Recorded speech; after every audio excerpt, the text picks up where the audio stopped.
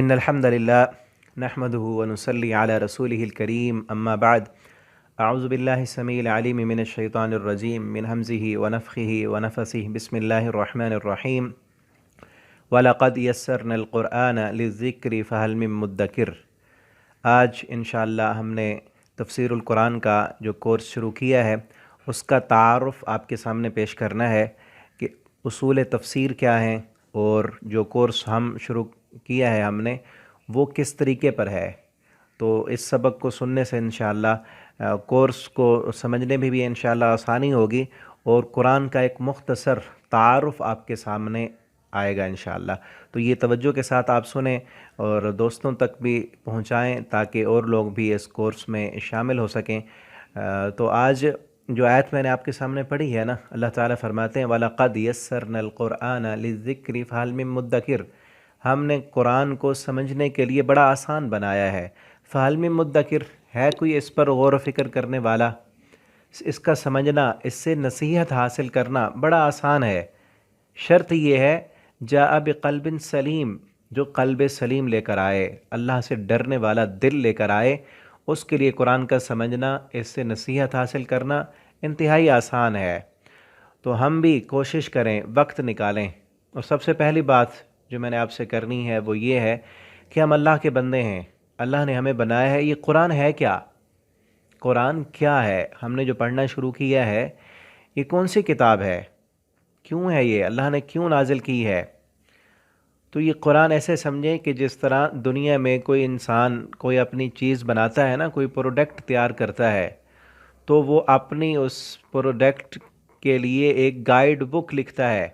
جس میں پوری ڈیٹیل لکھی ہوتی ہے کہ اس کو کیسے چلانا ہے، کیسے میری اس پروڈکٹ کو تم نے استعمال کرنا ہے۔ ہم اس کے بتائے ہوئے طریقے کے مطابق اسے استعمال کریں گے تو وہ اچھی طرح چلے گی۔ اگر ہم اپنی مرضی کریں تو پھر وہ خراب ہو جائے گی۔ اسی طرح انسان کو اللہ رب العالمین نے پیدا کیا، دنیا میں بھیجا اور اس انسان کو چلانے کے لیے گائیڈ بک دی ہے جس کا نام قرآن ہے کہ انسان اس قرآن کو پڑھ، اس میں تیری زندگی بسر کرنے کا طریقہ ہے۔ اس کو پڑھتا جا اور اس کے مطابق اپنی زندگی بسر کر، دنیا میں بھی تو پرسکون رہے گا، درست رہے گا، اور آخرت میں بھی تیرے لیے میں نے انعامات اور جنت تیار کی ہے۔ اور یہ میری اپنی طرف سے بات نہیں، قرآن میں اللہ تعالیٰ فرماتے ہیں کہ ہم نے قرآن نازل کیا، جو بندہ بھی اس کی پیروی کرے گا، اس کے مطابق زندگی بسر کرے گا، لا خوف علیہم ولا هم یحزنون، اس پر کوئی خوف نہیں ہوگا، وہ پریشان نہیں ہوگا، اس کے لیے دنیا میں بھی آسانیاں، امن، سکون اور اطمینان ہوگا، آخرت میں بھی اسی کے لیے اطمینان ہوگا۔ تو میرے بھائیو دوستو، ہمیں بھی چاہیے کہ ہم وقت نکالیں قرآن کے لیے، قرآن کو وقت دیں، اس کو سمجھیں۔ ہاں، تھوڑا سا وقت دینے کی ضرورت ہے، سمجھنے کی ضرورت ہے۔ آپ وقت دیں، سمجھیں، غور و فکر کریں۔ یہ ہو ہی نہیں سکتا کہ رب کا قرآن آپ کو سمجھ نہ آئے، ٹھیک ہے نا؟ تو آج کا جو یہ لیسن ہے یہ صرف اسی بات کے لیے کہ ہم نے قرآن کو کس طرح سمجھنا ہے، قرآن کو ہم نے کس طرح سمجھنا ہے۔ یہ سمجھنا انتہائی ضروری ہے کیونکہ اللہ رب العالمین نے سورہ رحمان میں ہم انشاءاللہ پڑھیں گے، شروع میں اللہ فرماتے ہیں الرحمن علم القرآن خلق الانسان۔ یہاں اگر غور کریں نا، اللہ فرماتے ہیں رحمان وہ ہے علم القرآن، جس نے قرآن سکھایا، خلق الانسان، اس نے انسان کو بنایا۔ اور پھر دیکھیں ہم کہ انسان کی تخلیق پہلے ہے، قرآن تو بعد میں ہے، پیدا ہوگا نا بعد میں قرآن پڑھے گا۔ اللہ رب العالمین نے قرآن کی تعلیم کا ذکر پہلے کیا ہے، الرحمن علم القرآن، رحمان وہ ہے جس نے قرآن کی تعلیم دی، خالق الانسان، انسان کی تخلیق کا ذکر بعد میں۔ اللہ نے قرآن کی تعلیم کا ذکر پہلے کیوں کیا؟ اس لیے مفسرین نے یہاں نقطہ بیان کیا ہے کہ جو انسان پیدا ہونے کے بعد قرآن نہیں پڑھتا، قرآن نہیں سیکھتا، وہ اللہ کے کاغذوں میں پیدا ہی نہیں ہوا،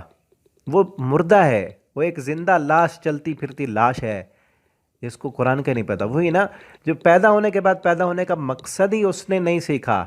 اس کو پتہ ہی نہیں میں دنیا میں کیوں آیا، وہ آنے کا طریقہ تو اللہ نے گائیڈ بک میں دیا ہے۔ تو اس لیے اس قرآن کو پڑھیں، اپنے بچوں کو پڑھائیں، سمجھیں اس کو، اس کے مطابق جو ہے وہ زندگی بسر کرنے کی کوشش کریں تاکہ دنیا میں بھی کامیاب ہوں، آخرت میں بھی کامیاب ہوں۔ اور ایک اور بات کہ ہم نا دنیا میں ہمارا کوئی دوست، عزیز، قریبی ہمیں کوئی وہ میسج بھیجے نا، پیغام بھیجے، اس کو کتنا شوق سے پڑھتے ہیں، خصوصاً وہ ہمارے دوست احباب جو دوسرے ممالک میں رہتے ہیں نا، ان تک جب اپنے کسی عزیز کا رشتہ دار کا پیغام پہنچے، یا وہ اپنے دوستوں کو رشتہ داروں کو پیغام بھیجیں اپنے ملک میں، تو کس قدر تڑپ ہوتی ہے، شوق ہوتا ہے کہ اس کو ہم پڑھیں۔ اگر وہ دوسری زبان میں ہو نا، ہم فوراً اس زبان کا ماہر ڈھونڈتے ہیں کہ جو ہمیں ترجمہ کر کے ہمیں سکھائے، یا آج کل تو نیٹ کا دور ہے، ہم گوگل پر فوراً اس کی ٹرانسلیٹ کرتے ہیں تاکہ ہمیں پتہ چلے کہ ہمارے اس عزیز نے، دوست نے، ہم سے محبت کرنے والے نے کیا پیغام بھیجا ہے۔ تو رب کا بھی یہ پیغام ہے، اس کو ہم سمجھنے کی کتنی کوشش کرتے ہیں۔ اگر دنیا میں اسی طرح کوئی دوست ہمارا دوسرے ملک جائے اور وہ ہمیں میسج بھیجے، یا نیٹ کا دور ہے، واٹس ایپ پر پیغام بھیجے اور ہم اسے دیکھیں ہی نہ، کھولیں ہی نہ، ٹائم ہی نہ ہو، وہ دوست جب ہمارا واپس آئے اور ہم سے پوچھے کہ میں نے ایک پیغام بھیجا تھا، آپ کو ملا تھا، آپ نے پڑھا تھا اسے، ہم کہیں کہ ہمارے پاس تو ٹائم ہی نہیں تھا، تو کیا محبت باقی رہ جائے گی اس دوست کے دل میں؟ اسی طرح اللہ رب العالمین نے ہمیں دنیا میں بھیج کر ہمارے لیے لاکھوں کروڑوں انعامات اور احسانات ہم پہ کر کے یہ قرآن بھیجا ہے۔ قیامت کے دن اللہ کے پاس جانا ہے، اللہ نے پوچھنا ہے کہ میرا پیغام آیا تھا، قرآن ملا تھا آپ کو، پڑھا تھا؟ کیا کہیں گے ہم کاروبار کرتے رہے، دنیا میں مصروف رہے، فرصت ہی نہیں ملی؟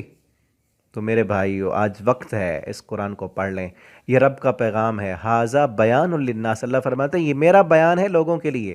سیاست دانوں کے بیان پڑھتے ہیں، اخباریں پڑھتے ہیں، بڑے شوق سے اللہ کا بیان بھی پڑھیں تاکہ ہماری زندگی بدل جائے۔ تو قرآن کو سمجھنے کے لیے مختصر جو ہے اصول تفسیر ہیں، ان کو سمجھنا انتہائی ضروری ہے قرآن کے طالب علم کے لیے، تاکہ اچھی طرح ان سے واقفیت ہو کہ قرآن کو کس طرح سمجھنا ہے، کس طریقے پر ہم نے سمجھنا ہے۔ اصول تفسیر پر جو ہے وہ کئی کتابیں لکھی گئی ہیں، اہم ترین کتابیں ان میں سے شیخ الاسلام امام ابن تیمیہ کی کتاب ہے، اور الفوز الکبیر شیخ ولی اللہ محدث دہلوی ان کی کتاب ہے، اور اسی طرح اور بھی کئی کتابیں لکھی گئی ہیں۔ تو قرآن کی تفسیر کے جو طریقے ہیں نا، سب سے پہلا اور سب سے اہم ترین جو طریقہ ہے وہ یہ ہے کہ قرآن کی تفسیر القرآن بالقرآن، قرآن کی تفسیر قرآن کے ساتھ کی جائے، کہ قرآن کی ایک آیت اگر سمجھ نہیں آ رہی تو اس کو سمجھانے کے لیے دیکھا جائے کہ کہیں قرآن میں دوسرے مقامات پر بھی آیت ہے جس میں کچھ وضاحت کی گئی ہو۔ یہ ہوتا ہے نا، کہیں پر مختصر بات کی گئی ہوتی ہے، کہیں پر وہی بات تفصیل کے ساتھ کی گئی ہے، ڈیٹیل کے ساتھ بات کی گئی ہے، ٹھیک ہے نا۔ تو جہاں پر بات مختصر الفاظ میں ہے، اس کو سمجھنے کے لیے قرآن کا وہ حصہ دیکھا جائے جہاں پر بات ڈیٹیل کے ساتھ کی گئی ہے، جہاں پر تھوڑا مبہم بات ہے وہاں پر بات جو ہے وضاحت کے ساتھ ہوگی، کیونکہ قرآن میں کہیں پر اجمال ہے اور کہیں تفصیل ہے۔ اجمال کا مطلب مجمل، مختصر الفاظ میں بات کی گئی ہے، اور کہیں پر اسی بات کی پھر جو ہے وضاحت کر دی گئی ہے۔ تو اس لیے پہلا طریقہ یہ ہے کہ قرآن کو سمجھنے کے لیے قرآن کے دوسرے مقامات کو دیکھا جائے، اس کو سامنے رکھ کر سمجھا جائے۔ تو انشاءاللہ یہ کورس ہم نے شروع کیا ہے، اس میں بھی یہی ہے کہ جو بات سمجھ نہ آئے تو قرآن کا وہ حصہ جس میں وضاحت کی گئی ہے وہ سامنے رکھا جاتا ہے، وہ آیتیں پڑھی جاتی ہیں تاکہ قرآن کی اس جگہ کو، اس مقام کو سمجھنے میں آسانی ہو۔ اور دوسرا طریقہ جو ہے قرآن کی تفسیر صحیح احادیث سے، اگر کسی آیت کا مفہوم اور معنی سمجھ نہیں آ رہا اور اس کے تفسیر میں قرآن کی کوئی آیت بھی نہیں مل رہی ہمیں، تو پھر صحیح حدیث سے، نبی کریم صلی اللہ علیہ وسلم کی احادیث میں آپ صلی اللہ علیہ وسلم نے قرآن کی اس آیت کی کیا وضاحت کی ہے، آپ صلی اللہ علیہ وسلم نے صحابہ کو کیا بتایا ہے اور کیا سمجھایا ہے، ٹھیک ہے۔ کیونکہ اللہ رب العالمین نے آپ صلی اللہ علیہ وسلم کی ایک یہ ذمہ داری لگائی ہے کہ ہم نے آپ پر قرآن نازل کیا لِتُبَيِّنَ لِلنَّاسِ، تاکہ آپ اس قرآن کی وضاحت کریں، لوگوں کو سمجھائیں، کھول کر بیان کریں، ٹھیک ہے نا۔ آپ صلی اللہ علیہ وسلم بما اراک اللہ کی روشنی میں قرآن کے مطابق فیصلے کرنے کا بھی اللہ رب العالمین نے آپ کو حکم دیا ہے، اور قرآن نبی کریم صلی اللہ علیہ وسلم کے ذریعے سے ہی اللہ تعالیٰ نے ہم تک پہنچایا ہے۔ تو آپ صلی اللہ علیہ وسلم کی احادیث کو دیکھ کر، ان کو سمجھ کر ہی ہم اچھی طرح قرآن کو سمجھ سکتے ہیں۔ اور یہاں اس سلسلے میں ایک چیز، اہم اصول جو ہے وہ یاد رکھنا چاہیے کہ قرآن کی تفسیر میں ضعیف اور موضوع، جھوٹی من گھڑت روایات سے بچنا چاہیے۔ کئی تفسیر کی کتابیں ہیں جس میں جو ہے وہ موضوع حدیثیں اور بنی اسرائیل کی روایات وہ تفسیر کے حجم کو بڑھانے کے لیے لکھ دی گئی ہیں۔ تفسیر ابن کثیر میں بھی جو سب سے معتبر اور بڑی مشہور اور اہم ترین تفسیر ہے ابن کثیر، اس میں بھی کئی روایتیں ضعیف ہیں، لیکن اس کی جو مزید اس کو اس میں ریسرچ کر کے عرب علماء نے اب جو لکھی ہے المصباح المنیر تفسیر ابن کثیر، اور اکثر جو میں آپ کو پڑھا رہا ہوں اسی سے میں رہنمائی لیتا ہوں، اور دیگر تفاسیر بھی ہیں ان سے بھی، تفسیر طبری ہے، تفسیر قرطبی ہے، اور تفسیر المصباح المنیر بڑی زبردست اردو میں بھی ہے، عربی میں بھی ہے، تو اس میں ضعیف احادیث نکال دی گئی ہیں۔ اصل اس کا خلاصہ ہے تفسیر ابن کثیر کا، جو سب سے اہم ترین تفسیر ہے، نمبر 1 پہ لی جاتی ہے، تو اس میں ضعیف احادیثیں نکال کر تفسیر المصباح المنیر کے نام سے شائع کی گئی ہے، تو اسے بھی پڑھنا چاہیے، اور میں بھی اس کا جو ہے نا مطالعہ کرتا ہوں، مزید تفاسیر کا بھی جو آپ کو میں پڑھا رہا ہوں۔ اور اس کے بعد جو ہے تیسرا طریقہ جو ہے اقوال صحابہ، کہ اگر ہمیں کسی آیت کا مفہوم قرآن کی دوسری آیت میں بھی نہیں مل رہا اور رسول اللہ صلی اللہ علیہ وسلم کی احادیث بھی نہیں مل رہی، تو پھر صحابہ کرام کے اقوال کو دیکھا جائے گا۔ قرآن کریم کا تیسرا اصول یہ ہے کہ صحابہ کرام میں جو بڑے بڑے علماء تھے، بلکہ مفسر قرآن تھے، ان کے اقوال دیکھے جائیں کہ انہوں نے اس آیت کا کیا مفہوم بیان کیا ہے، انہوں نے اپنے شاگردوں کو کیا بتایا ہے۔ اور صحابہ کرام چونکہ اہل زبان بھی تھے، عربی بھی تھے، اور ان کو قرآن کا نازل ہونے کے موقع کا بھی پتہ تھا کہ کون سی آیت کب نازل ہوئی تھی اور کہاں نازل ہوئی تھی، اور صحابہ کرام نے خود رسول اللہ صلی اللہ علیہ وسلم سے براہ راست پڑھا اور سیکھا، اور مندرجہ ذیل یہ جو صحابہ کرام ہیں یہ تفسیر کے امام سمجھے جاتے ہیں۔ نمبر 1 سیدنا ابو بکر صدیق رضی اللہ تعالیٰ عنہ، سیدنا عمر فاروق رضی اللہ تعالیٰ عنہ، سیدنا عثمان ابن عفان رضی اللہ تعالیٰ عنہ، سیدنا علی بن ابی طالب رضی اللہ تعالیٰ عنہ، اور اسی طرح عبداللہ بن مسعود رضی اللہ تعالیٰ عنہ، عبداللہ بن عباس رضی اللہ تعالیٰ عنہ، حضرت ابی بن کعب رضی اللہ تعالیٰ عنہ، حضرت زید بن ثابت رضی اللہ تعالیٰ عنہ، حضرت ابو موسیٰ الاشعری، اور حضرت عبداللہ بن زبیر رضی اللہ عنہما۔ یہ سارے صحابہ 10 جو تھے یہ تفسیر کے امام سمجھے جاتے ہیں، تو ان کے اقوال، انہوں نے جو بات کسی آیت کی تفسیر میں ان کو سمجھانے کے لیے بیان کی ہے تو وہ ہم لیں گے اور اس سے جو ہے قرآن کی آیت کو سمجھیں گے۔ اس کے بعد چوتھا درجہ ہے، اگر صحابہ کے اقوال میں سے کوئی بات نہیں مل رہی تو پھر تابعین کے اقوال، بشرط یہ کہ صحیح سند کے ساتھ منقول ہوں، اور بالخصوص عبداللہ بن عباس جو مفسر قرآن ہیں ان کے مکی شاگردوں کے اقوال، جیسے مجاہد، اکرمہ، قتادہ، اور تفاسیر کی کتابوں میں ان کے اقوال جو ہے وہ ملتے ہیں کثرت کے ساتھ، تو ان کے اقوال بھی صحیح سند کے ساتھ ثابت ہیں تو انہیں بھی لیا جائے گا۔ اور اس کے بعد ہے 5واں طریقہ کہ عربی زبان کے معروف اصول اور قواعد کے مطابق قرآن کی تفسیر کی جائے۔ عربی زبان کے معانی کے ساتھ بھی تھوڑا بہت انسان کو شغف ہو اور گرامر بھی کچھ نہ کچھ آتی ہو، تو اس کے لیے نا ایک کتاب ہے، اس کے معلم القرآن، معلم القرآن کا معنی ٹیچر قرآن، قرآن کا ٹیچر، اگر ترجمہ قرآن سمجھنا ہے تو اس کے 15 سبق ہیں، میں اس ویڈیو کی ڈسکرپشن میں لنک بھی اس کا دے دوں گا، تو وہ ریکارڈ کیے ہوں میں نے، وہ آپ پڑھیں سمجھیں، اور جس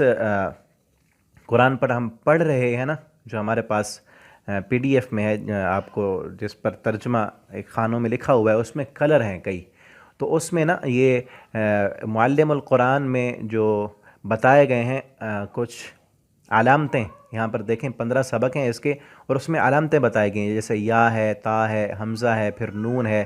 اور ایسے دیکھیں اللہ زینہ، اللہ زین، اللہ تی، یہ علامتیں بعض حروف کے شروع میں آتی ہیں اور بعض حروف کے آخر میں آتی ہیں۔ جب شروع میں یا آئے معنی اور ہوتا ہے، تا آئے تو معنی اور ہوتا ہے، اسی طرح نون آ جائے تو معنی اور ہوتا ہے، اور اسی طرح واو ہے، وونا، یینا، اسی طرح یہ گول تا ہے، تا پر زبر ہے معنی اور ہوگا، زیر ہے معنی اور ہوگا، تا پر پیش ہے، تا پر جزم ہے تو معنی اور ہوگا۔ تو یہ پوری ڈیٹیل اس معلم القرآن میں، یہی کتاب ہے، اس کے آگے دیکھیں یہ سبق ہیں، یہ سبق نمبر 1 ہے، اور اسی طرح 15 سبق ہیں اس کے، اسم کی علامتیں ساری چیزیں اس میں بتائی گئی ہیں. اس کو آپ پڑھ لیں، دیکھ لیں، ایک ایک سبق کر کے پڑھتے رہیں، تو انشاءاللہ پھر اس قرآن میں جس پہ ہم پڑھ رہے ہیں اس میں علامتیں جو ہیں، ایک حرف میں اگر ایک علامت ہے تو اس کو ایک کلر سے ظاہر کیا گیا ہے، اگر ایک حرف میں 2 علامتیں ہیں تو اس کو پھر دوسری علامت کو دوسرے کلر کے ساتھ ظاہر کیا گیا ہے. تو اس طرح یہ اگر پڑھ لیں گے تو وہاں سے ترجمہ جو ہے وہ سمجھنا انتہائی آپ کے لیے آسان ہوگا. اس کو بھی پڑھ لیں. تو یہ 5واں طریقہ ہے قرآن کو سمجھنے کے لیے. اور اسی طرح آگے جو ہے اجتہاد اور رائے سے، کہیں اور سے کوئی چیز نہیں مل رہی تو پھر تفکر، غور و فکر سے، لیکن خیال کیا جائے تفکر اور غور و فکر دوسری آیات اور احادیث کے مطابق ہو، اپنی عقل اور سوچ سے نہ ہو، بلکہ غور و فکر آپ نے کس پر کرنا ہے کہ دوسری آیتوں کو دیکھیں، قرآن کی اور جگہ کے مفہوم کو دیکھیں، وہاں پر کس طرح بات سمجھائی گئی ہے، تو اس طرح یہاں پر بھی بات اسی طرح سے سمجھی جائے، اور پچھلی جتنی چیزیں ہیں وہ ساری آپ کے ذہن میں ہوں، اس پر پختگی ہو. اور پھر اسی طرح اگلی جو بات ہے قرآن کو سمجھنے کے لیے وہ یہ ہے کہ قرآن کی صورتوں اور ترتیب کو دیکھا جائے کہ کون سی صورت کب نازل ہوئی اور کیسے نازل ہوئی. نزول قرآن کے مطابق قرآن کو سمجھنا. اور یہ ہے کہ قرآن کی صورتیں کچھ مکہ میں نازل ہوئیں. آپ صلی اللہ علیہ وسلم کا جو دور ہے ایک مکی دور ہے اور ایک مدنی دور ہے. زیادہ تر قرآن کی صورتیں مکہ میں نازل ہوئیں. 13 سال آپ مکہ میں رہے، اور اس کے بعد آپ صلی اللہ علیہ وسلم 10 سال جو ہے وہ مدینہ میں رہے. 11ویں ہجری کے شروع میں آپ صلی اللہ علیہ وسلم 3-4 مہینے کے بعد آپ کی وفات ہے. تو باقی صورتیں، کچھ صورتیں جو ہے وہ مدینہ میں، تقریباً 90 صورتیں جو ہیں وہ مکہ میں نازل ہوئیں، اور 24 صورتیں وہ مدینہ میں نازل ہوئیں. ابھی میں ڈیٹیل کے ساتھ آپ کو بتاتا ہوں. تو اس ترتیب کو بھی سمجھنا ہے کہ قرآن کس ترتیب سے، کون سی صورت کہاں نازل ہوئی اور کون سی صورت کہاں نازل ہوئی اور کس کس موقع پر نازل ہوئی. اور نازل ہوتے وقت یہ بھی تھا کہ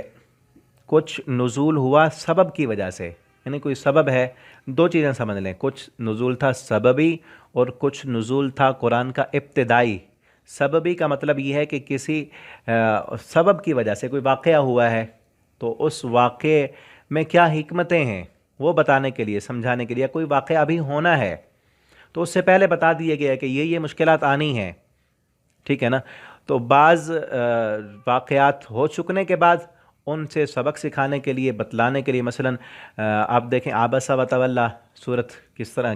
کوئی واقعہ ہوا تھا پیچھے نازل ہوئی. سورہ کہف نازل ہوئی اور سورہ یوسف نازل ہوئی، ٹھیک ہے نا. اسی طرح کئی واقعات، اور اس میں یہ بھی ہے کئی دفعہ آپ صلی اللہ علیہ وسلم سے لوگ آ کر سوال کرتے تھے. ہم پڑھیں گے قرآن میں وَيَسْأَلُونَكَ، وہ آپ سے سوال کرتے ہیں، یہ پوچھتے ہیں، ان کو آپ یہ جواب دیں. تو اس وجہ سے بھی نازل ہوئیں. اور ان واقعات میں جو درس تھے، جو سبق تھے، وہ سکھانے مقصود تھے. اور اس وقت کے لوگوں کو بھی تنبیہ تھی، اور آج بھی. یہ نہیں ہے کہ اس وقت جو واقعات ہوئے تھے صرف وہاں ہیں، نہیں، قرآن تو قیامت تک کے لیے ہے. کئی واقعات اس وقت ہوئے تھے اور آج بھی اگر ہم پڑھیں تو واقعات وہ نہیں ہیں لیکن کریکٹر وہ موجود ہیں. جس طرح منافقین کے بارے میں کئی آیتیں نازل ہوئیں. آج عبداللہ بن ابی تو نہیں ہے، لیکن کریکٹر آپ کو ملیں گے، منافقانہ کریکٹر ملیں گے. اس وقت ابو جہل تھا، آج ابو جہل نہیں ہے، لیکن کریکٹر ملیں گے آپ کو، ٹھیک ہے نا. اس وقت دنیا پرست تھے، دنیا کی طرف راغب ہونے والے، اور دنیا کی محبت دل میں سما کر غرور اور تکبر، اپنے عہدوں پر ناز کر کے دین کی طرف نہیں آتے تھے، قرآن کو نہیں مانتے تھے. آج وہ لوگ نہیں ہیں، لیکن کریکٹر یہاں بھی ملیں گے. تو جب قرآن ہم نے پڑھنا ہے تو وہ واقعات جب ہم نے پڑھنے ہیں تو اس میں ہم نے سبق بھی یہ بھی لینا ہے کہ آج ہمیں کیا سبق مل رہا ہے اور ہمارے معاشرے میں کیا کیا کریکٹر موجود ہیں، ٹھیک ہے نا. تو یہ ہے اصل سمجھنا، کہ اپنے آپ کو، اپنی زندگی کو اور اپنے ماحول کو سامنے رکھ کے سمجھیں، کیونکہ قرآن قیامت تک کے لیے ہے. وہ واقعات بھی اللہ نے بیان کیے اور اس میں جو سبق تھے اس وقت بھی تھے اور آج بھی ہیں. اور اسی طرح دوسرا ہے نزول ابتدائی، کہ ابتدائی طور پر نبی صلی اللہ علیہ وسلم کو کچھ تعلیمات دینی تھیں، سمجھانا تھا جو واقعہ ہو چکے ہیں، اور آگے آپ نے کیا کرنا ہے، صحابہ کو کیا تعلیم دینی ہے. اور اس میں یہ بھی ہے، آج گلا بھی میرا تھوڑا درست نہیں ہے تو آپ تو بات کر رہا تھا کہ آپ صلی اللہ علیہ وسلم کو تسلی بھی دینا مقصود تھا. کہیں پر آپ کو ساحر کہا جاتا، جادوگر کہا جاتا معاذ اللہ، تو آپ کو تسلیاں بھی دی گئیں. اس طرح اس لیے یہ بھی ہے کہ مکمل قرآن نازل نہیں ہوا، تھوڑا تھوڑا نازل ہوتا رہا. تو یہ ساری چیزیں سامنے رکھنی تھیں، بتلانا مقصود تھا. آپ صلی اللہ علیہ وسلم کی تربیت تھی، صحابہ کرام کی تربیت تھی، تسلی دینا تھا. اور کہیں پر کافروں کے کئی چیلنجز تھے، ان کا جواب دینا بھی مقصود تھا. ٹھیک ہے نا. اور قیامت تک کے لیے آج بھی کئی چیلنجز قرآن کے، سائنس وہاں تک نہیں پہنچ سکی جہاں تک قرآن نے 1400 سال پہلے بتا دیا تھا. یہ ساری چیزیں ہیں. اور مکی اور مدنی صورتوں کی ترتیب کو سامنے رکھنا چاہیے سمجھنے کے لیے. پہلی بات یہ سمجھ لیں کہ مکی صورتیں وہ ہیں جو ہجرت سے پہلے نازل ہوئی ہیں. ہجرت سے پہلے جو صورتیں نازل ہوئیں وہ صورتیں مکی ہیں. اور مکی صورتیں 90 ہیں اور مدنی صورتیں 24 ہیں. اور ہجرت کے بعد جو صورتیں نازل ہوئیں وہ مدنی ہیں، چاہے وہ مکہ میں بھی نازل ہوئی ہیں. ٹھیک ہے نا. کچھ ایسے ہیں آپ صلی اللہ علیہ وسلم ہجرت کرنے کے بعد پھر مکہ میں آئے، کچھ صورتیں پھر مکہ میں نازل ہوئیں، لیکن ہیں وہ مدنی کیونکہ ہجرت کے بعد نازل ہوئی ہیں. اور جو ہجرت سے پہلے نازل ہوئیں وہ مکی ہیں. تو اس لیے مکی دور کی صورتوں کو ہم الگ سے دیکھتے ہیں، اس میں بھی ترتیب ہے، اور اس ترتیب کے مطابق انشاءاللہ ہم پڑھیں گے. اس میں بھی مضامین ہیں. اور مکی دور کو جو ہے نا 4 بڑے ادوار میں تقسیم کیا گیا ہے. اور یہ جو آپ دیکھ رہے ہیں یہ ایک مفسر ہیں، انہوں نے کتاب لکھی ہے، انہوں نے یہ تقسیم کی ہے. اور صورتوں کے مضامین بھی انہوں نے بتائے ہیں. آپ خود اگر کوئی بندہ غور و فکر کرتا ہے تو اپنی طرف سے ان مضامین کا کوئی اور بھی آپ نام رکھ سکتے ہیں، اور بھی مضمون دے سکتے ہیں. اور اس میں انہوں نے بتایا ہے کہ کچھ خارجی شواہد سے بھی کام لینا پڑتا ہے اور داخلی شواہد بھی ہیں. اور کچھ چیزیں صحیح سند سے ثابت ہیں اور دوسری کئی چیزیں جن کے بارے میں کوئی حتمی رائے قائم نہیں کی جا سکتی. لیکن صورت کے اندر کا مواد، یہ جو ترتیب انہوں نے بتائی ہے، اور صورت کے اندر جو مواد ہے وہ رہنمائی کرتا ہے کہ یہ صورت کس دور میں نازل ہوئی ہے. ٹھیک ہے نا. تو اس کے لیے یہ 4 مکی بڑے ادوار میں انہوں نے تقسیم کیا ہے کہ مکہ کی جو صورتیں ہیں ان کے آگے 4 قسمیں ہیں. تو اس کے لیے نا پہلے یہ سمجھ لیں، آگے بڑھنے سے پہلے میں یہ بتاؤں آپ کو کہ آپ اس کے لیے قرآن کو سمجھنے کے لیے انتہائی ضروری ہے کہ سیرت کا مطالعہ کیا جائے. سیرت کو پڑھیں، رسول اللہ صلی اللہ علیہ وسلم کی مکمل سیرت. میں نے پچھلے اسباق میں بھی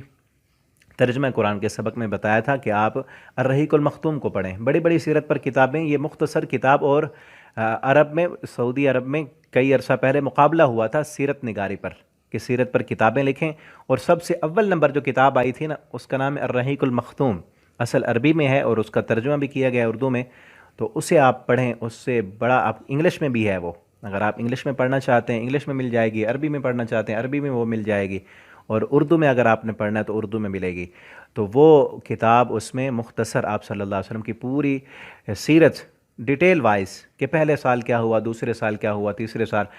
تو وہ آپ جو ہے نا اس کا مطالعہ کریں تو اس سے قرآن کو سمجھنے میں بڑی آسانی ملے گی. مکہ کا جو دور تھا، اور میں نے جب بتائی نا، ایک خاتون نے مجھے بتایا کہ یہ میں پڑھ رہی ہوں اور میری آنکھیں کھل گئیں کہ یہ باتیں تو بچپن میں ہمیں پتہ ہونی چاہیے تھی. ہمارے رسول کے جس کے نام پر ہم جان قربان کرنے کے دعوے کرتے ہیں، ان کی سیرت کو اب تک ہم نے نہ پڑھا. کتنی انہوں نے تکلیفیں اٹھائیں ہیں. وہ کہتی ہیں پڑھتے ہوئے میں رو پڑتی ہوں. واقعتاً ایسے بندہ اگر دل سے پڑھے تو پڑھتے ہوئے رونا آتا ہے کہ ہمارے پیغمبر نے ہمارے لیے کتنے دکھ سہے ہیں، کتنی پریشانیاں آپ پر آئیں، کتنے مصائب آئے ہیں. آپ کی بیٹیوں کو طلاق تک دے دی گئی، آپ کے پیچھے آپ کے اپنے پتھر اٹھا کر بھاگتے تھے، آپ کو ساحر کہا گیا، ذہنی تکلیفیں دی گئیں، جسمانی تکلیفیں دی گئیں، گڑھے کھودے گئے آپ کے لیے، شیب ابی طالب میں بند کر دیا گیا، بائی کاٹ کیے گئے، سوشل بائی کاٹ کیے گئے، کتنے دکھ آئے. تو وہ پڑھیں گے تو پتہ چلے گا. تو اس کو پڑھنے سے یہ سمجھ آئے گا کہ پھر اس دور میں جب یہ مشکلات تھیں، یہ تکلیفیں تھیں، کافروں کے ساتھ یہ مقابلہ تھا، تو یہ صورتیں اس وقت نازل ہوئیں. اور مکی صورتوں میں جو اکثر مضمون ہے نا مکی صورتوں کا، اس میں 3 باتیں ہیں. ایک ایمان بالآخرہ کہ مرنے کے بعد اٹھنا ہے. مکہ کے مشرک نہیں مانتے تھے، وہ کہتے تھے مر جائیں گے، مٹی ہو جائیں گے، ختم. مرنے کے بعد دوبارہ اٹھنے پر یقین، یہ مکی صورتوں کا مضمون ہے. اور دوسرا مضمون اس میں ہے توحید، آخرت، اللہ کی توحید کو وہ نہیں مانتے تھے، کئی بتوں کی وہ پوجا کرتے تھے، ٹھیک ہے نا، مرنا ہے، دوبارہ اٹھنا ہے، حساب و کتاب، ان کا جب مرنے پر ایمان نہیں تھا، حساب و کتاب پر کیا ایمان ہوتا؟ حساب و کتاب کہ اللہ کے سامنے پیشی ہے، کھڑے ہونا ہے رب کے سامنے، ہم نے یہ جو زندگی گزار رہے ہیں اس کا ہم نے حساب دینا، یہ مکی صورتوں کا مین مضمون ہے۔ اور اسی طرح حساب و کتاب کے بعد جنت اور جہنم، توحید، آخرت، جنت، جہنم، حساب و کتاب، یہ مکی صورتوں کا بنیادی مضمون ہے، یہ ہر مکی صورت میں ملے گا تقریباً ہر جگہ پر، ٹھیک ہے نا۔ تو اس میں پھر اسلوب بیان کیا ہے، یعنی بیان کرنے کا طریقہ یہ ہے کہ اس میں فصاحت و بلاغت ہے، اس میں سختی والا انداز ہے، اس میں زبان دانی کا عروج ہے، کیونکہ عرب کو جہاں اپنی زبان دانی پر بڑا ناز تھا، ان کے ناز کو توڑا گیا ہے، ایسا انداز کہ جس میں فصاحت و بلاغت بھی ہے، الفاظ و معانی بھی ہیں اس میں، اور جس طرح ایک خطیب خطاب کرتا ہے نا، خطیبانہ انداز ہے قرآن میں، ٹھیک ہے نا، جس طرح خطیب ایک خطاب کر رہا ہوتا ہے، اس میں یہ بات بھی سمجھ لیں قرآن میں عام کتابوں کی طرح نہیں ہے قرآن، جس طرح عام کتابوں میں ہوتا ہے نا کہ ایک مضمون ختم ہو گیا پھر دوسرا مضمون وہ ختم ہو گیا پھر تیسرا، اور مصنف جو ہے پہلے بتا بھی دیتا ہے کہ یہ باب ہوں گے اس میں، اور یہ چیپٹر ہوں گے، ایک چیپٹر ختم ہو جائے گا تو پھر اگلا چیپٹر ہوگا، اس کا عنوان ہوگا۔ قرآن میں یہ نہیں ہے، قرآن اس طرح نہیں، قرآن میں خطیبانہ انداز ہے، اور خصوصاً مکی صورتوں کا جو انداز ہے وہ ایک جس طرح ایک مقرر بڑے جوش والا مقرر تقریر کر رہا ہوتا ہے نا، تو وہ خطیب کا انداز کیا ہوتا ہے؟ کہ خطیب تقریر کر رہا ہے نا، خطاب دے رہا ہے، وہ کبھی وہ جو لوگ حاضر ہیں ان سے بات کرتا ہے، کبھی ان حاضر کو غائب کے صیغے سے استعمال کر کے بات شروع کر دیتا ہے، کبھی ان لوگوں سے بات کرتا ہے جو وہاں نہیں ہیں، ٹھیک ہے نا، وہ غائب ہیں، ان غائب کو مخاطب بنا کے بات کرتا ہے کہ وہ ایسے کہہ رہے ہیں، ٹھیک ہے نا۔ تو قرآن میں ہم مزید جب پڑھیں گے دیکھیں گے کہ قرآن میں اسلوب کیا ہے، انداز کیا ہے، تو یہ چیز پہلے سمجھ لیں کہ ایک چیز مکمل، ایک قصہ واقعہ ایک جگہ پر نہیں ہے، اس کا جو ہے اس کی وجہ کیا ہے؟ اس کی وجہ یہ ہے کہ واقعات بتانا مقصود نہیں ہے، اصل ہے انسانوں کی تربیت کرنا، جتنا جہاں پر ضرورت ہے اتنی بات کی گئی ہے، وہ اسی چیز وہی واقعہ دوسری جگہ پر بھی آپ کو ملے گا، وہاں پر انداز اور ہوگا، وہاں پر درس اور سبق اور ہوں گے، تو اسی لیے قرآن میں اس وجہ سے، اس اسلوب کی وجہ سے، اس طریقے کی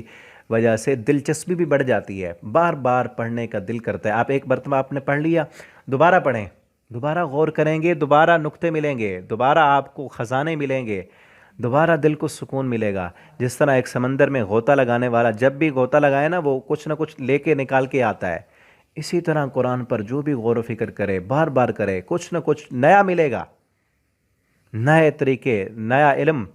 اور آج تک کئی جو ہے اس پر غور و فکر کرنے والوں نے کیے، سائنسدانوں نے غور و فکر کیے، ہر علم کے ماہر نے اپنے انداز سے دیکھا تو اس کو کچھ نہ کچھ ملا، اس سے کئی علم کے دروازے اس پر کھلے، اور کئی آپ پڑھ کر دیکھیں، کئی غیر مسلموں نے، ایک کتاب ہے نئے مسلمان ہونے والے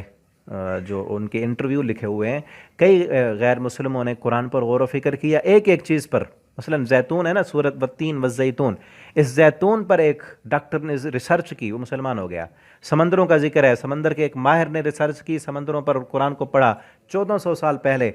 تو وہ مسلمان ہو جاتا ہے۔ لیکن کئی ایسے واقعات موجود ہیں، تو یہ طریقہ اور اسلوب اسی لیے ہے تاکہ دلچسپی انسان کی بڑھ جائے۔ تو یہاں پر اب ہم دیکھتے ہیں کہ مکی صورتوں کی تقسیم کس طرح ہے۔ مکہ کے نا 4 بڑے دور ہیں، مکہ کے 4 بڑے دور۔ پہلا دور جو ہے آغاز نبوت سے 3 نبوی تک، دوسرا دور 4 سے 5 نبوی تک، پہلا دور جو ہے 3 سال ہے، دوسرا دور 2 سال، اور تیسرا دور جو ہے 6 سے 10 نبوی تک 5 سال، اور اسی طرح چوتھا دور 11 نبوی سے ہجرت مدینہ تک 3 سال، اور اس میں پہلے دور میں 13 صورتیں، دوسرے دور میں 42 صورتیں، اور تیسرے دور میں 22 صورتیں، اور چوتھے دور میں 13 صورتیں۔ کل مکی صورتیں جو ہے وہ 90 ہیں، میں نے پہلے بھی بتایا ہے، اور مدنی صورتیں 24 ہیں۔ یہ انتہائی اہم ترین معلومات ہے، اور یہ کسی حدیث سے نہیں ہے، میں نے ابھی بھی بتایا اوپر پڑھ کر، لکھنے والے نے بھی یہی کہا ہے، یہ کچھ چیزیں ملتی ہیں احادیث سے، اور کچھ جو ہے صورتوں کا مفہوم، اس میں جو بات ہے، جو ان کا پیغام ہے، وہ پیغام اور اس مفہوم کو سامنے رکھ کر یہ ترتیب دی گئی ہے کہ وہ صورتوں کا مفہوم بتاتا ہے یہ صورتوں کا مفہوم سامنے رکھ کر اور رسول اللہ صلی اللہ علیہ وسلم کی سیرت کو سامنے رکھ کر، یہ تو صورتوں کا مفہوم یہ بتاتا ہے کہ یہ اس دور میں نازل ہوئی ہے، کیونکہ واقعات ایسے تھے تو وہ بات بھی قرآن کی صورت میں ایسے ہے، تو اس لیے یہ ترتیب رکھی گئی ہے کہ یہ صورتیں اس دور میں نازل ہوئیں۔ تو ابتدائی جو دور تھا وہ خفیہ دور تھا، اس میں نازل ہونے والی، جب آپ صلی اللہ علیہ وسلم نے ابھی نبوت کا اعلان نہیں کیا تھا، اس میں نازل ہونے والی صورتیں کون سی ہیں؟ پہلی صورت جو ہے سورۃ العلق، اس کی 5 آیتیں نازل ہوئیں۔ اور اب آپ یہ دیکھیں، یہ جو ترتیب ہے نا قرآن میں، صورتوں کی ترتیب یہ نہیں ہے، نزولی ترتیب کے اعتبار سے اترنے والی صورتیں اور ہیں، قرآن میں جس ترتیب سے لکھی ہوئی ہیں وہ اور ہیں۔ پہلی صورت علق ہے، ہم جو قرآن پڑھتے ہیں اس میں سورۃ الفاتحہ ہے، اور یہ ترتیب جس ترتیب سے لکھا ہوا ہے نا، یہ بھی آپ صلی اللہ علیہ وسلم نے ہی بتائی ہے کہ فلاں صورت فلاں پارے میں فلاں جگہ پر، ٹھیک ہے؟ تو ہم نے اب پڑھنا اسی ترتیب سے ہے، جس طرح ہم نے شروع کیا ہوا ہے اسی ترتیب سے ہی ہم پڑھیں گے، اور اس میں جو رکوع اور پارے ہیں یہ آپ صلی اللہ علیہ وسلم نے نہیں بتائے، یہ بعد میں علماء نے یاد کرنے کے لیے قرآن کے حجم کو دیکھ کر، حجم قرآن کے پارے جو ہیں 30 ہیں اور ایک پارہ تقریباً ایک ہی جیسے ہیں، بڑے چھوٹے نہیں ہیں، حجم کو دیکھ کر تاکہ پڑھنے میں آسانی، اور یہ رکوع بنائے گئے ہیں، پاؤ اور آدھا پارہ، نصف، ربع، یہ ساری چیزیں جو ہے یہ حجم کو دیکھ کر رکھی گئی ہیں، اور ہم بھی اسی ترتیب سے ایک ایک رکوع جو ہے وہ پڑھ رہے ہیں، اسی ترتیب سے کہ ایک حجم جو ہے وہ ہمارے سامنے رہے کہ اتنی آیتیں یا اتنے جو ہے ہم نے پڑھنا ہے، تو روزانہ ایک رکوع، ایک سبق میں جو ہے وہ ایک رکوع ہم پڑھ رہے ہیں۔ تو سب سے پہلے جو ہے سورہ علق کی پہلی 5 آیتیں نازل ہوئیں، اور یہ رمضان المبارک بمطابق جو ہے وہ 10 اگست 610 عیسوی کا واقعہ ہے، اور ابتدائی 3 سال پہلے دور میں غالباً کل 13 جو ہے وہ صورتیں نازل ہوئیں، جن میں سورہ علق ہے، دوسری وہی سورہ المدثر کی ابتدائی 5 آیتیں جو ہے نا وہ نازل ہوئیں، اور اس کے بعد جو ہے سورہ المزمل، اس کی ابتدائی 8 آیات نازل ہوئیں، اور اس کے بعد سورہ فاتحہ 7 آیات پر مشتمل مکمل صورت نازل ہوئی۔ اور یہاں یہ بھی بات قابل غور ہے کہ سب سے پہلی صورت قرآن میں جو لکھی ہوئی ہے وہ سورہ فاتحہ ہے، اور پوری مکمل صورت جو نازل ہوئی وہ سورہ فاتحہ ہی ہے۔ آپ دیکھیں سورہ علق پوری صورت نازل نہیں ہوئی، 5 آیتیں نازل ہوئیں، سورہ مدثر کی 5 آیتیں، سورہ مزمل کی 8 آیتیں، لیکن سورہ فاتحہ مکمل نازل ہوئی، ٹھیک ہے نا؟ اور ترتیب نزولی کے اعتبار سے نمبر اس کا جو ہے وہ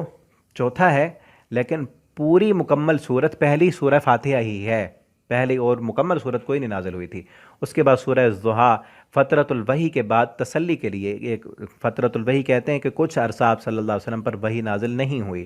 اور کافروں نے بڑی باتیں کی، آپ پڑھیں گے الرحیق المختوم میں تو اس میں وہ ساری چیزیں ڈیٹیل لکھی ہوئی ہے،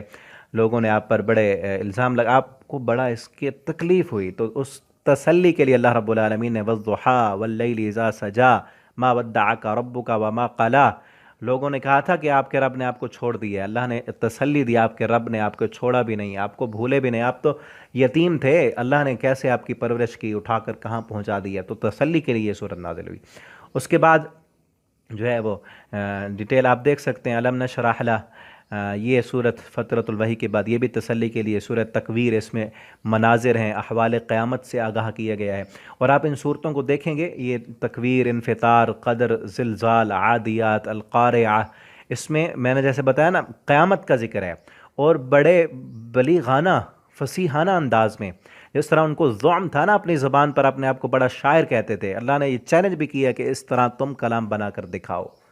ٹھیک ہے نا؟ وہ چیلنج بھی ہے، اور الفاظ ایسے ہیں کہ لگتا ہے ایسے ہے جیسے آپ پڑھیں نا اذا السماء انفطرت واذا الکواکب انتصرت واذا البحار فجرت واذا القبور بعثرت، اور اسی طرح الحاقہ ملحاقہ وما ادراک ملحاقہ، بلاغت اور انداز ایسا ہے جیسے ابھی قیامت آئی، عربی زبان پر دسترس ہو اور معنی مفہوم بندہ جانتا ہو نا، تو یہ پڑھتے ہوئے ایسا لگتا ہے کہ ابھی آیا یہ عذاب، اذا السماء، جب آسمان پھٹ جائے گا، وَإِذَا الْكَوَاكِبُ انتَصَرَتْ، یہ نظر آنے والے ستارے جھڑ جائیں گے، وَإِذَا الْبِحَارُ فُجِّرَتْ، سمندروں میں آگ بھڑک اٹھے گی، اور آسمان کو کہیں پر چیر دیا جائے گا، کہیں پر زوردار کڑاکے سے ان پہاڑوں کو جو ہے وہ کوٹ کر ریزہ ریزہ کر دیا جائے گا۔ یہ سارا انداز ان مکی صورتوں میں ملتا ہے، کیونکہ ان کو چیلنج دینا تھا، اور وہ اس چیلنج کا مقابلہ چھوٹی سے چھوٹی صورت اِنَّا أَعْطَيْنَاكَ الْكَوْثَرَ اس کا بھی مقابلہ نہ کر سکے۔ حضرت عباس رضی اللہ تعالیٰ عنہ نے مکہ کی دیوار پر مقابلہ ہوتا تھا شیروں کا، کعبہ کی دیواروں پر شعر لکھتے تھے، ٹھیک ہے نا، اس کے مقابلے میں دوسرا شاعر آتا، وہ شعر لکھتا، مقابلے میں دوسرا لکھتا، پھر مقابلہ ہوتا، جو سب سے ٹاپ شاعر ہوتا اس کی شعر جو بیت اللہ میں وہ کعبہ میں لٹکا دیے جاتے۔ تو ایک دفعہ نا صحابی نے وہ عباس رضی اللہ تعالیٰ عنہ نے وہ شعر کا مقابلہ کرتے ہوئے سورہ کوثر لکھ دی، انا اعطیناک الکوثر فصلی لربک وانحر ان شانیک هو الابتر۔ تو وہ مقابلہ کرنے کے لیے آئے، کسی کو اس کا جواب ہی نہ آیا۔ ایک بندے نے آگے لکھا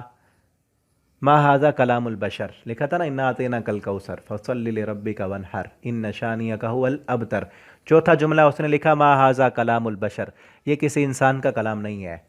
ہم کیا انسان مقابلہ کریں۔ بڑے بڑے شاعروں نے گھٹنے ٹیک دیے، اور آج بھی قرآن کے سامنے ہر بڑے بڑے سائنسدانوں نے، بڑے بڑے لوگوں نے، جدید ٹیکنالوجی کے ماہروں نے قرآن کے سامنے گھٹنے ٹیک دیے۔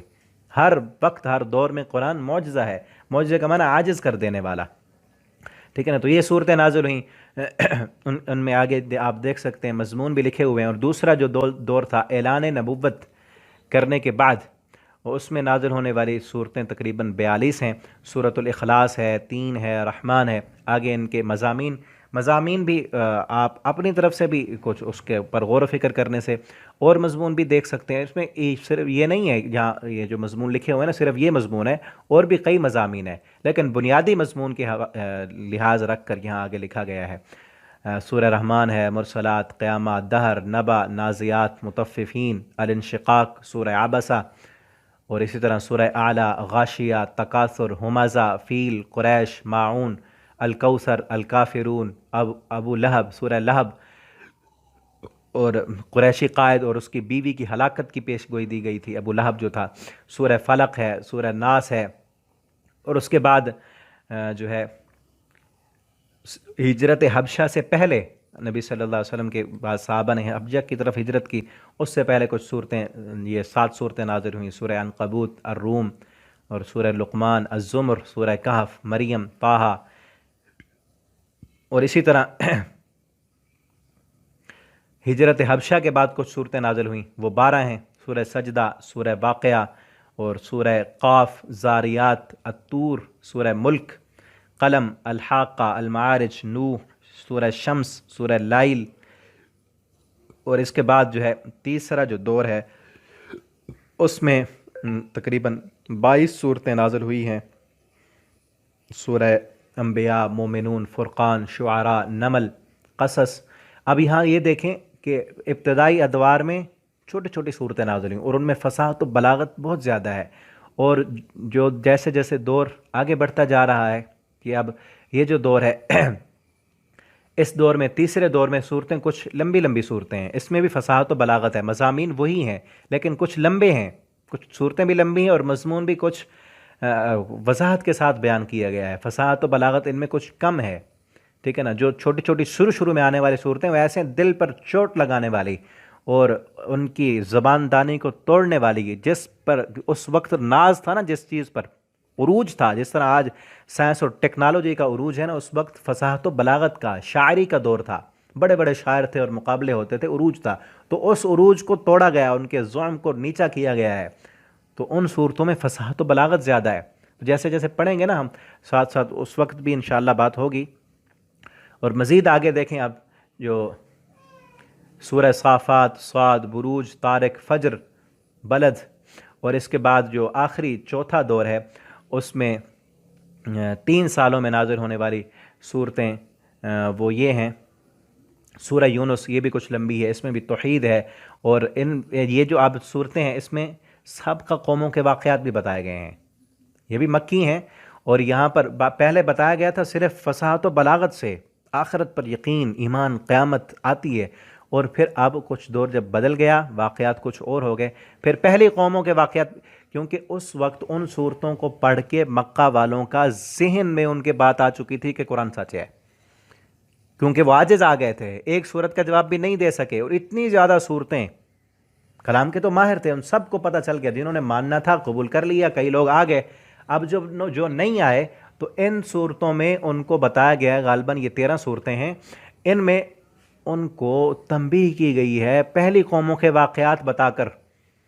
قوم عاد کو دیکھو، سورہ یونس میں دیکھیں آپ کئی قوموں کے واقعات ہیں، قوم عاد کا، ثمود کا، سورہ ہود کے اندر بھی جو ہے پہلے لوگوں کے واقعات ہیں، سورہ یوسف میں بھی، سورہ رعد ہے، ابراہیم ہے، الحجر، النحل، ان میں بتایا گیا کہ پہلے لوگوں نے کس طرح انہوں نے نافرمانی کی اور حشر ان کا کیا ہوا، ٹھیک ہے نا۔ اور اسی طرح سورہ بنی اسرائیل انہوں نے کچھ مطالبات کیے تھے، وہ ہے سورہ کہف ہے، اور سورہ نجم، شورا، حامیم، سورہ انعام، اعراف، سورہ انعام میں، سورہ اعراف میں پہلے لوگوں کے واقعات بتائے گئے، قوم عاد، سمود، قوم لوط، کہ انہوں نے تکذیب کی تو حشر کیا ہوا، تمہارے ساتھ بھی ایسے ہوگا ورنہ آ جاؤ، ٹھیک ہے نا۔ اس کے بعد جو ہے مدنی دور میں نازل ہونے والی 24 صورتیں ہیں، اس میں سب سے پہلے سورہ جمعہ ہے، 1 ہجری، قبا میں، مسجد قبا آپ نے دیکھی ہوگی، نہیں دیکھی تو اللہ تعالیٰ لے جائے دکھائے، وہاں پہ بھی نماز پڑھنے کے لیے جاتے ہیں عمرہ کرنے والے، تو وہاں پر پہلا خطبہ آپ صلی اللہ علیہ وسلم نے جب دیا تو یہ صورت اس وقت جو ہے اس کی آخری 3 آیات نازل ہوئیں، اس کے بعد سورہ حج آیات 25 تا 78 1 ہجری میں، اور سورہ تغابن، سورہ بقرہ 2 ہجری میں۔ 2 ہجری میں جنگ بدر سے پہلے تبدیلی قبلہ اور نئی امامت شریعت کے احکام ہے اس میں، اور کچھ اس کی صورتیں بعد میں بھی، بلکہ 10 ہجری تک اس کی کئی صورتیں نازل ہوئیں، اور اس دور میں باقی بھی یہ صورتیں نازل ہوئیں، اور آپ صلی اللہ علیہ وسلم بتا دیا کرتے تھے کہ یہ صورت بقرہ کی آیتیں ہیں، فلاں جگہ پہ رکھنی ہیں، یہ فلاں صورت کی ہیں، یہ فلاں صورت کی ہیں، آپ صلی اللہ علیہ وسلم خود بتاتے، اور یہ ساری چیزیں آپ صحابہ کے حافظے پر ہو رہی تھیں، سب صحابہ اس کو زبانی یاد کرتے تھے، لکھتے تو نہیں تھے، کچھ صحابہ کرام لکھ سکتے تھے جنہوں نے لکھا، اور اکثر سارا قرآن جس طرح اب مصحف کی صورت میں، یہ بعد میں جمع کیا گیا۔ اور اسی طرح پھر سورہ طلاق ہے، محمد ہے، انفال ہے، سورہ صف ہے، آل عمران ہے، اس طرح اب دوسری صورت اب شروع کرنی ہے ہم نے انشاءاللہ، سورہ آل عمران، یہ 3 ہجری میں، اس میں غلبہ اسلام کی تدبیریں بیان کی گئی، آپ آگے مضمون بھی ان کے دیکھتے جائیں، اس میں غلبہ اسلام کی، اسلام اب غالب کیسے آئے گا، کیونکہ یہ اب میں یہ کیوں بتا رہا ہوں، یہ ساری چیزیں سمجھنا کیوں ضروری ہے کہ سورہ بقرہ کا اب پڑھ لیا ہم نے، یہ نازل بعد میں ہوئی، سورہ آل عمران پڑھیں گے، اس میں غلبہ اسلام کی تدبیریں ہیں، نازل کب ہوئی؟ بعد میں 3 ہجری میں، کہ جب اسلام غزوہ بدر ہو چکا تھا، اسلام کی ایک قوت بن چکی، غزوہ بدر کے واقعات سورہ انفال میں ہیں، سورہ توبہ میں ہیں، وہ آگے آئے گی، ٹھیک ہے نا۔ تو یہ چیز ذہن میں رکھنی چاہیے سیرت کو، تاکہ سمجھنے میں آسان انسان کے ذہن میں ہو کہ اب جو آیتیں ہم پڑھ رہے ہیں یہ کب کے واقعات ہیں، کون سی باتیں ہیں، کیونکہ وہ پڑھیں گے تو سمجھنا آسان ہوگا، کیونکہ غلبہ اسلام کی تدبیریں بتائی جا رہی ہیں، یہ ساری چیزیں ذہن میں ہوں گی کہ پہلے دور یہ گزار چکے تھے مظلومانہ، مسلمانوں نے کیسے کیسے ادوار دیکھ چکے تھے، اور کون کون سی جنگیں ہو چکی تھیں، اور اب کیا چیزیں بتائی جا رہی ہیں۔ اور اس طرح سورہ حشر ہے، اس میں صفات الہی سے نفاق کا علاج کیا گیا ہے، کیونکہ منافق لوگ بھی تھے۔ اب ان مدنی صورتیں جو ہیں، ان کا جو مضمون ہے وہ زیادہ تر احکامات بتائے گئے ہیں، کہ اب نماز کیسے پڑھنی ہے، روزہ کیسے رکھنا ہے، زکوٰۃ کیسے دینی ہے، حج کے احکام ہیں، جہاد کے احکام ہیں، اور ساتھ ساتھ ان مدنی صورتوں میں مدینہ میں چونکہ منافقوں کے ساتھ بھی پالا تھا، ان منافقوں کے پول بھی کھولے گئے ہیں، ٹھیک ہے نا۔ تو یہ مدنی صورتوں میں زیادہ تر احکامات ہیں، اور ان میں زیادہ فصاحت و بلاغت نہیں ہے، اور ان میں زیادہ تر یا ایھا الذین آمنوا کہہ کر بھی خطاب ہے، ایمان والو ایسے کرو ایسے کرو، جس طرح سورہ بقرہ میں بھی ہم پڑھ چکے ہیں، آگے سورہ جو ہے آل عمران میں بھی ہم پڑھیں گے، اسی طرح سورہ نساء ہے، خاندان سے جو ہے متعلق مسائل ہیں، عورتوں کے متعلق مسائل ہیں، سورہ حدید ہے، احزاب ہے، مجادلہ، تغابن، نور، فتح، جمعہ، سورۃ المائدہ، تحریم، سورۃ الممتحنہ، اس کے بعد سورہ حجرات ہے، سورہ توبہ ہے 9 ہجری میں، غزوہ تبوک سے پہلے اور بعد، کچھ حصہ غزوہ تبوک سے پہلے اور کچھ حصہ بعد میں فتح مکہ کے واقعات ہیں اس میں، اور منافقین کے جو ہے پول اس میں کھولے گئے ہیں، اور یہود و نصارہ سے جہاد کرنے کی جو ہے تعلیم ترغیب دی گئی ہے، سورہ بینہ ہے، سورہ نصر ہے، اور یہ سورہ نصر جو ہے 10 ذوالحجہ مینا کے مقام پر آپ جب خطبہ حج دے رہے تھے، رسول اللہ صلی اللہ علیہ وسلم کی وفات کی اطلاع اس صورت میں دی گئی ہے، اور پھر آپ صلی اللہ علیہ وسلم 12 ربیع الاول جو ہے 11 ہجری، یہ 10 ہجری کو مینا کے مقام پر نازل ہوئی۔ آپ جانتے ہیں کہ جو ذوالحج کا مہینہ ہے، وہ ذی الحج کے بعد آخری سال ہے، یعنی سال کا آخری مہینہ ہے، اسلامی سال کا آخری مہینہ ذی الحج ہے، اس 10 ہجری آخری مہینے کو یہ صورت نازل ہوئی، اور آپ اس کے بعد محرم، صفر، ربیع الاول 3 ماہ ہیں، آپ صلی اللہ علیہ وسلم پھر وفات پا گئے اس کے بعد، ٹھیک ہے نا۔ تو اس قرآن کو سمجھنے کے لیے یہ ترتیب، یہ چیز سامنے رکھیں گے، سیرت کو پڑھیں گے، تو انشاءاللہ قرآن کا سمجھنا بڑا ہی آسان ہے۔ آپ وقت نکالیں، جس طرح یہ آپ نے سبق سنا، اسی طرح آپ اگلے اسباق بھی آن لائن جو کورس ہے اس کو پڑھیں، دوسروں تک پہنچائیں، وقت نکالیں، اور آپ دیکھیں گے کہ دنیا ہی میں ہی قرآن کو آپ وقت دیں گے نا، ٹائم کے ساتھ آپ پڑھیں گے تو زندگی بدلے گی۔ اس نیت سے پڑھیں کہ اس کو پڑھ کر میں نے اپنے آپ کو بدلنا ہے، علم حاصل کرنا ہے اور دوسروں تک پہنچانا ہے۔ آپ صلی اللہ علیہ وسلم کی ذمہ داری بھی یہی تھی۔ جو چیزیں ابھی پڑھی ہم نے، آپ کو تسلی دینے کے لیے تھوڑا تھوڑا نازل ہوا، اس سے ہمیں بھی تسلی ملے گی۔ آپ صلی اللہ علیہ وسلم پر جو واقعات آتے تھے، مشکلات آتی تھیں، پریشانی آتی تھیں، تو قرآن میں تسلی دی گئی ہے کہ آپ یہ کریں، آپ اللہ کا ذکر کریں، آپ اللہ کے ساتھ جڑیں، آپ تہجد پڑھیں، اللہ کے سامنے روئیں۔ تو یہ ساری چیزیں ہمیں بھی قرآن سکھائے گا۔ جس طرح شروع میں نے بتایا نا، گائیڈ بک ہے، اس کو سامنے رکھیں گے تو زندگی بہتر گزرے گی، اور اس کو اگر بھول جائیں گے تو دنیا میں مگن ہو جائیں گے تو پھر دنیا میں بھی خرابی ہے، آخرت میں بھی خرابی ہے۔ اس کو پڑھیں، اس قرآن کو وقت دیں، اس کے قریب ہوں۔ جتنا جتنا اس کے قریب ہوں گے، دنیا میں پریشانیاں، دکھ، مصیبتیں ویسے ویسے دور ہوتی جائیں گی انشاءاللہ۔ یہ ایک مختصر جو ہے مجمل طور پر پورے قرآن کی صورتیں اور اس کو سمجھنے کا طریقہ جو ہے وہ میں نے بتایا۔ تو انشاءاللہ جو آیتیں، صورتیں، واقعات آئیں گے، اور جیسے جیسے پڑھتے جائیں گے وہ ساتھ ساتھ انشاءاللہ آپ کو بتائیں گے۔ اللہ رب العالمین سے آپ بھی دعا کریں، میری بھی دعا، اللہ تعالی ہم سب کو قرآن پڑھنے، سمجھنے کی توفیق دے، اور یہ جو کورس ہم نے شروع کیا ہے، اللہ مجھے توفیق دے